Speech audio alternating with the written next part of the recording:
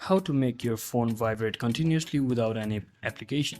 So hello guys, welcome back to my YouTube channel. If you also want to make your phone vibrate continuously without any application, here's what you need to do.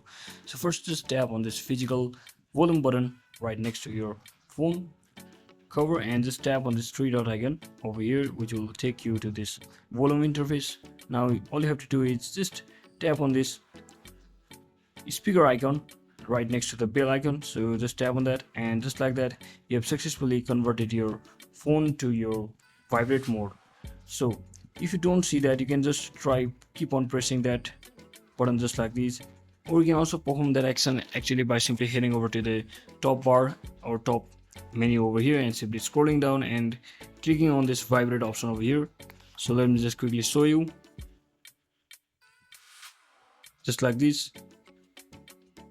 and make sure it's on vibrate, which will automatically show you icon something like this with a muted mic and some vibration icon. So that is exactly how we do it, guys. Thanks for watching. Don't forget to like and subscribe. See you on the next one.